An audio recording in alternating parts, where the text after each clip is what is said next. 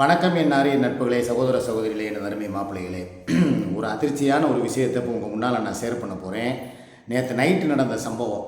அதாவது உங்களுக்கே தெரியும், நேற்று சாயங்காலம் 6 மணி லைவில் வந்து எல்லோரும் உட்காந்துக்கிட்டு குற்றாலத்துக்கு எதுக்கு வர்றேன், குற்றாலத்துக்கு வந்து சூர்யாவை கூட்டிகிட்டு வந்து ஏதோ வேறு வேலை பார்க்குறேன், அதுபோக அவள் வந்து பக்கத்து ரூமில் இருந்துக்கிட்டு எதுக்கு வரமாட்டேங்கிறா, ஃபோன் பேசினாலுமே வந்து ஒரு 5 நிமிஷம் பேசிட்டு வந்திருக்கலாம், எதுக்கு வந்து 1 மணி நேரமாக வந்து உன் லைவ்லையும் வரல, அவளும் 9 மணிக்கு லைவ் போடல, 10 மணிக்கு நீயும் லைவ் வரல, அப்போ ஏதோ ஒரு கசமுசா வேலை இங்கே நடத்திக்கிட்டு இருக்கீங்க, ஏதோ ஒன்று சம்திங் ராங்கு அப்படி இப்படின்னு சொல்லி ஏகப்பட்ட பேர் கமாண்டில், என்னுடைய இந்த 6 மணி லைவ் கமாண்டில் பார்த்தா 50 பேர் போட்டு வச்சுருக்கீங்க.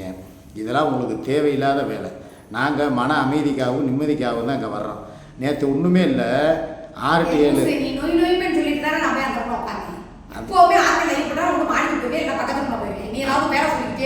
ஒன்றும் வேலை சொல்லுவேன், இல்லைன்னா உன்னை எப்பான்னு கூப்பிட்டுக்கிட்டே இருப்பேன்.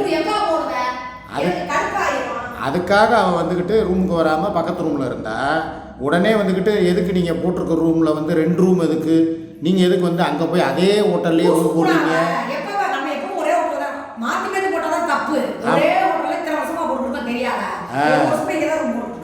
அது போக அது இயற்கையாகவே அந்த ரூமில் வந்து டபுள் பெட்ரூம் இருக்கிறதுங்கிறது அவங்களா கொடுத்துருக்குறாங்க.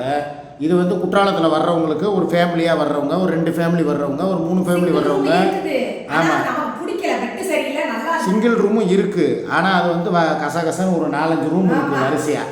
இதுனா எங்களுக்கு வந்து ஒரு எப்படி சொல்கிறது, ஒதுக்குப்புறமா ஓரமான்னு சொன்னால் அவங்க என்ன நினைப்பாங்க? சவுண்டு இல்லாமல் ஒரு நிம்மதியாக இருக்குன்னு சொல்லு. ஆமாம், நம்ம நிம்மதிக்காக தானே வந்திருக்கோம். நாங்கள் செலிப்ரிட்டி. டக்குன்னு வந்து ஒரு 10 பேர் இருக்கிற இடத்துல போய், ஒரு 10 ரூம் இருக்கிற இடத்துல போய் அந்த சிங்கிள் ரூமில் போய் தங்கினோம்னா யாராவது வருவாங்க, செல்ஃபி கேட்பாங்க, இல்லை ஏதோ வந்து உட்காந்துக்கிட்டு நம்மளை அந்த டிஸ்டர்ப் பண்ணுவாங்க. நாங்கள் வர்றதே எதுக்காக, 2 நாளாவது மன அமைதியோட நிம்மதியாக, சரி ரைட்டு ஜஸ்ட்டு வந்து ஒரு ரிலாக்ஸ், அதுக்காக வர்றோம். இப்போ தான் கிளம்பிட்டோம்.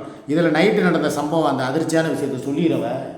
லைவ் முடிச்சுட்டு கீழே பார்க்கும்போது போலீஸ் வண்டி நின்றுச்சு. போலீஸ் வண்டி நாங்கள் கரெக்டாக லைவை போட்டு நான் 6 to 7 முடிச்சுட்டு கீழே எட்டி பார்க்குறேன், TN 76ன்னு சொல்லி காவல் வண்டி நிற்கிது. என்னடா காவல் வண்டி நிற்கிது, ஒருவேளை யாரும் போய் சிக்காசூரி அங்கே இருக்கிறாங்க அப்படின்னு சொல்லி வேறு எதுவும் கம்ப்ளைண்ட் பண்ணிட்டாங்களா, இல்லை வேறு எதுவும் அந்த ரூமுக்குள்ளே யார் இருக்காங்கன்னு சொல்லி போய் செக் பண்ணுங்கன்னு சொல்லி ஆளை அனுப்பிட்டாங்களா, இல்லை வேறு எதுவும் புகார் கொடுத்துட்டாங்களான்னு சொல்லி எங்களுக்கு பார்த்தா ஒரே வகுத்தால் போயிடுச்சு. திடீர்னு என்னன்னு இல்லை எனக்கு ஒரு மாதிரி பதட்டமாகி போச்சு. எதுக்கு, ஏன்னா இவ்வளவு நாள் கிடையாது, இத்தனை வருஷமா என்ன எதுவும் விஷயத்த சொல்லாதாங்க. நான் பக்கத்துல தான் நிற்கிறேன், எனக்கு கேட்கலையா, எல்லாம் கேட்டுச்சு சொல்லி என்னைய படுத்துற மாதிரி பாடு. அதாவதுங்க, இங்கே பக்கத்தில் வந்து ஒரு இறப்பு, சூசைட், அதனால் வந்து விசாரிக்கிறதுக்காக வந்திருக்காங்க. எனக்கு அது தெரியாது. நான் வெளியே நின்றுக்கிட்டு இருக்கேன். பார்த்தா அந்த பையன் room boy, service room boy இருக்கார் பார்த்தீங்களா, அந்த பையன்கிட்ட இவ கேட்குறான், எதுக்கு கீழே போலீஸ் வண்டி நிற்கிது என்னப்பா அப்படின்னோடனே, பக்கத்தில் வந்து ஒரு சூசைடு, அது என்னன்னு சொல்லி விசாரணைக்காக வந்திருக்காங்க அப்படின்னு சொல்லிட்டான். அந்த பையன் சொல்லிட்டான் இவகிட்ட. என் காதலே அது விழுந்துருச்சு. நைட்டு உண்மையிலே நாங்கள் 2 பேருமே வந்து சாப்பிட்டுட்டு ஐந்தருவிக்கு குளிக்கிறதுக்கு போனோம். ஐந்தருவியில் மெயின் ஃபால்ஸில் இதில் ஒரு அருவியில் நம்ம திறந்தால் ஆண்கள் வரிசையில் தண்ணி விழுகுது, அதில் ஒரு 4-5 பேர் குளிச்சுக்கிட்டு இருக்காங்க. பெண்கள் பக்கம் யாருமே இல்லை. அதனால் அவன் மாத்திரம் போய் சிங்கிளாக குளிச்சுட்டா. எனக்கு வந்து குளிக்கிறதுக்கு ஐடியா இல்லை. குளிச்சுட்டு வந்தாச்சு ரூமுக்கு. பார்த்தா நைட்டு 11 மணி 12 ஆகுது. எனக்கு அந்த பையன் சொன்னது மைண்டுக்குள்ளே ஏறிடுச்சு. என் பக்கத்தில் சூசைடு அப்படின்னு சொன்னோடனே அந்த இதை என் மைண்டுக்குள்ளே ஏற்றிட்டேன். எனக்கு தூக்கமே இல்லை. விடிய வந்து இவ பார்த்தா எதுவுமே, அதை தான் சொல்ல வந்தேன். சரி, எப்பயுமே நாங்கள் வந்து வெளியூருக்கு வந்தோம்னா, ஏன்னா இன்றைக்கி வந்து அவளுக்கும் அந்த இது முடிஞ்சு 4வது நாள், சரி ரைட்டு ஒரு ஏக்கத்தோடையும் ஆசையோடையும் இருப்பா அப்படிங்கிறதுக்காக எனக்கும் அந்த எண்ணம் இருந்துச்சு. சரின்னு பார்த்தா எனக்கு இந்த சூசைடு விஷயம் வந்து சொன்ன உடனே எனக்கு எதுவுமே தோணலை. இப்போ நான் ஏற்கனவே கரெக்டாக பூவை காட்டினேன். ஆமாம், அது வரைக்கும் எனக்கு அந்த விஷயம் தெரியாதுல்லப்பா. பூ வந்து யதார்த்தமாக காட்டினேடே, நாங்கள் பூ வாங்கிட்டு வந்தோம், பூவையும் காட்டிகிட்டே தேங்காய் எண்ணெய் பாட்டிலையும் பார்த்துட்டாங்க. இது 2ஐயும் பார்த்த உடனே அவங்களுக்குள்ளே வந்து அவங்க ஒரு கற்பனை வளர்த்துட்டானுங்க. மாமா அன்றைக்கி நைட்டு போய் அச்சால் குச்சால் பண்ண போகிறாரு, வேறு ஏதோ சம்திங்கு வந்து ஆலோசனை கூட்டம் நடத்த போகிறாரு, 10 மணி லைவுக்கு அவர் வரலைன்னா நம்மளே புரிஞ்சுக்குருவோன்னு சொல்லி அவங்க நினச்சிட்டாங்கப்பா. கடைசியில் பார்த்தா இந்த மாதிரி ஒரு பிரச்சனை ஆனவுடனே எனக்கு எதுவுமே தோணலை. வாழ்க்கையில் வந்து ஒரு பக்கத்தில், அதுவும் இந்த எங்கள் காட்டேஜுக்கு நேராக பின்னால் ஒரு 3-4 வீடு தள்ளி அந்த சம்பவம் நடந்திருக்கு. அப்படிங்கும்போது அந்த பயலை வந்து சொல்லிட்டேன். அப்படிங்கும்போது யாருக்குமே எதுவுமே தோணாது. இப்போ எனக்கெல்லாம் வந்து அந்த மாதிரி ஒரு விஷயம் பக்கத்தில் நடந்திருக்குன்னா, ஒருவேளை அந்த ஆவி இங்கிட்ட சுற்றிக்கிட்டு இருக்கணும், ஒருவேளை வந்து நாங்கள் நைட்டு வேறு போய் அங்கே பார்டர் கடை ரகுமத்து புரோட்டா கடை கிட்ட போய் சிக்கனு காடை, அதுக்கப்புறம் வந்து வேறு என்னப்பா வாங்கினோம், ஆம்லேட்டு, வேறு கண் சூட்டு சிக்கன்னு சொல்லி ஸ்பெஷலாக ஏதோ ஒன்று விற்றாங்க. அது ஒரு சிக்கனு. ஆக மொத்தத்தில் 2-3 சிக்கன் வகை, காடை, அப்புறம் சரக்கு எல்லாம் அடிச்சுட்டு மல்லிகைப்பூ. ஏன்னா இறந்தது வந்து ஒரு பெண்ணோட ஆவி. அப்படிங்கும்போது ஆமாம், அப்படிங்கும்போது இந்த பக்கம் வந்து அதை சுற்றி வந்து நம்மளை கண்டு எதுவும் அடிச்சிருமோ, இல்லை வேறு மாதிரி ஏதாவது வந்து நம்ம மேலே பூந்துருமோ, இல்லை இவன் மேலே பூந்து வேறு மாதிரி தெரியாது. இருந்தாலும் வந்து மனசுக்குள்ளே எனக்கு பயம். ஏன்னா எனக்கு கரப்பாம்பூச்சியை கண்டாலே பயப்படுவேன். மூணாருக்கு போகாததுக்கு காரணமே படையப்பா யானை தான். அப்படி இருக்கும்போது சரி ரைட்டு நம்ம இப்போ ஃப்ரீயாக இருப்போம் அப்படின்னு சொல்லி தான் ரிலாக்ஸுக்காக வந்தோம். இப்போ நான் நேற்று நைட்டு இவளுக்கு எனக்கு அதில் சண்டையே ஆகிப்போச்சு. இவன் எந்திரிச்சு என்ன பண்ணுறா, என்கிட்ட வர்றா, நெருங்குறா, என்னை கட்டி பிடிக்கிறா, எல்லாம் பண்ணுறா. ஆனால் எனக்கு எதுவுமே தோண மாட்டேங்குது. என்னடா உனக்கு எதுவுமே தோண மாட்டேங்குதுன்னு என்னை கேட்குறேன். ஒருவேளை உன் குடும்ப யாபம் வந்துருச்சா, உன் பொண்டாட்டிக்கு சேனல் வளர்த்து கொடுக்கணுங்கிற ஆசை வந்துருச்சா, இல்லை உனக்கு என்ன பிரச்சனை, இங்கே வந்தால் உன்னை என்ன சொல்லியிருக்கேன், எந்த பக்கமும் உன் மைண்டை கொண்டு போகக்கூடாது, இங்கே வந்தால் நம்ம 2 பேரும் எப்படி என்ஜாய் பண்ணுறோம், எவ்வளோ ஜாலியாக இருக்கிறோம், குடிப்போம் படுப்போம், இந்த இதுலேயே இருக்கணுமே தவிர எதுக்கு உன் மைண்டு எப்போ பார்த்தாலும் வந்துக்கிட்டு வேறு எங்கேயோ உன் சிந்தனை இருக்கே அப்படின்னு சொல்லி கேட்டான். சத்தியமாக என் குடும்ப சிந்தனை எனக்கு இல்லைப்பா.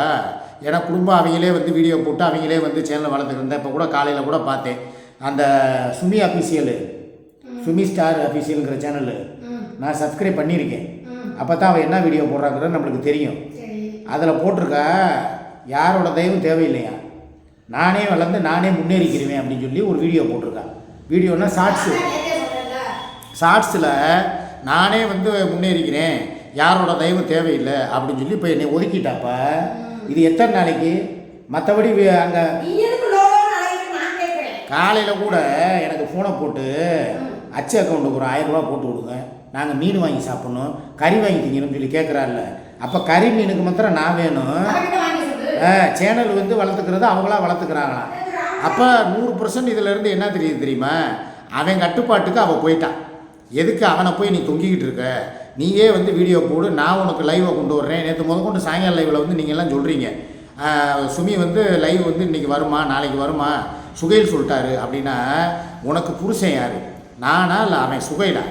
அவன் என்ன இருந்தாலும் இங்கே பாரு உனக்கு சொல்கிறேன் கேட்டுக்க, நாளைக்கு உனக்கு ஐடி ப்ரூஃப் வாங்கி கொடுத்து மானிட்டேஷன் வாங்கி கொடுத்து உனக்கு திருப்பி பழையபடி வருமானத்தை கொண்டு வர்றதுக்கு நான் தான் கரெக்டான ஆள். நான் யூடியூப்பில் 7-8 வருஷமாக பழம் தின்னு கொட்டை போட்டவேன். இதே மாதிரி நாங்கள் டிக்டாக்லேருந்து 12 வருஷமாக இருக்கிறோம். எங்களுக்கு தெரியும் மீடியாக்குள்ளே என்ன பண்ணணும், எப்படி உனக்கு வியூஸ் கொண்டு வரணும், எப்படி உனக்கு மானிட்டேஷன் வாங்கி தரணும், எல்லாம் எனக்கு தெரியும். நேற்று முளைச்ச காலானுக்கு இப்போ இது பண்ணிக்கிட்டு சுகைலுங்கிறவன் யார்? உனக்கு என்ன அவன் வந்து நீ கட்டின புருஷனா?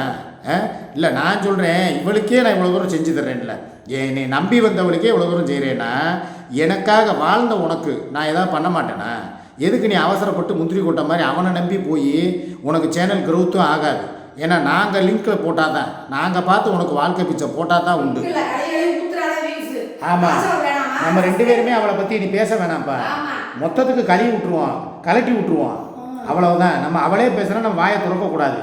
எப்படி அவள் சேனல் க்ரோத் ஆகுதுங்கிறத நம்ம பார்ப்போம். எவனுமே சப்ஸ்கிரைப் பண்ணாதீங்கடா, நான் சொல்கிறேன்டா. அவளை போய் யாரும் சப்ஸ்கிரைப் பண்ணாதீங்க, அவளை வளர்த்து விடாதீங்க. வளர்த்து விட்டிங்கன்னா அப்புறம் உங்களுக்கே அவள் கம்யூனிட்டி போஸ்ட்டு போடுவாள். நல்லா தெரிஞ்சுக்கோங்க. ஏற்கனவே அவளுக்கு என்ன பிரச்சனை, கம்யூனிட்டி போஸ்ட்டு ஒவ்வொருத்தவங்களையாக போட்டு உங்களுக்கு மன உளைச்சல் கொடுத்துக்கிட்டே இருந்தா. இப்போ தான் நீங்கள் அந்த பிரச்சனை இல்லாமல் நிம்மதியாக இருக்கீங்க.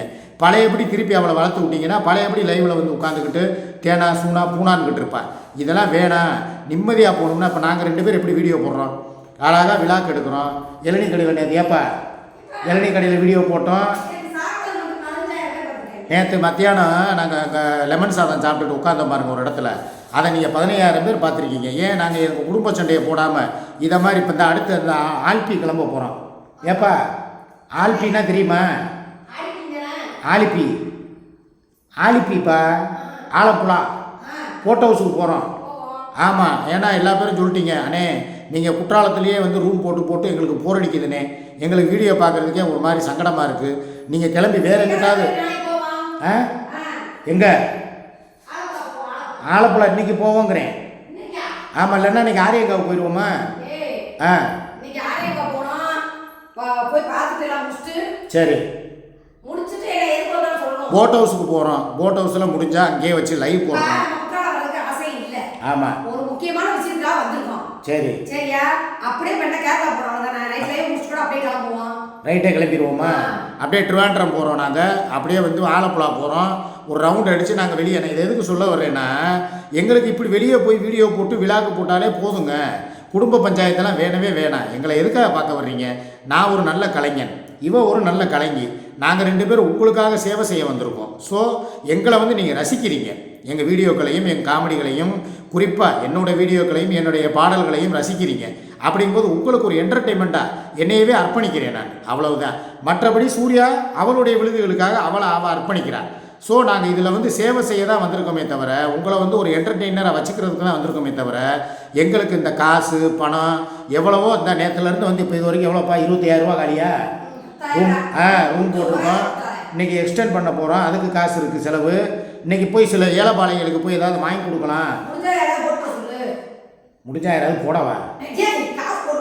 காசு போடுறது வந்து அது அவங்களா பார்த்து விருப்பப்பட்டு நேற்றுலேருந்து நிறைய பேர் வாட்ஸ்அப்பில் கேட்குறாங்க. உனது விருதுகளும் என் சகோதர இப்பயும் சொல்லிக்கிறோம். உங்களுக்கு ஒரு சிறு அன்பு வேண்டுகோளை நாங்கள் இந்த வீடியோ மூலயமா வைக்கிறோம். நாங்கள் இன்னும் நிறையா ஊருக்கு இப்படியே, ஏன்னா பப்பு எங்கள் கூட கூட்டிகிட்டு வந்துட்டோம். இப்படியே ஒரு ரவுண்டு போய் வேறு ஆலப்புழா, அப்புறம் திருவனந்தபுரம், அப்படியே வந்து பெங்களூர், கர்நாடகா, அப்படியே ஒரு ரவுண்டு போகிறோம். இல்லை, பணம் வேணும். நம்ம 2 பேருக்கு பணம் தான் இப்போ ஒரே மெயின் பிரச்சனை. எங்கள்கிட்ட இருக்கிற காசு 25,000 ரூபா இருந்துச்சு. இந்த நேற்று இன்றைக்கும் காலியாக போச்சு. வேறு யாராவது உதவிகள் செஞ்சிங்கன்னா அதை வச்சு உங்களுக்கு கலைச்சேவை வீடியோக்களை போட்டு உங்கள் கண்ணுக்கு குளிர்ச்சியாக வீடியோக்களை எடுத்து காட்டுறோம். என்னப்பா? முடித்தவங்க உதவி பண்ணுங்கள். என் நம்பர் உங்களுக்கு நல்லாவே தெரியும்.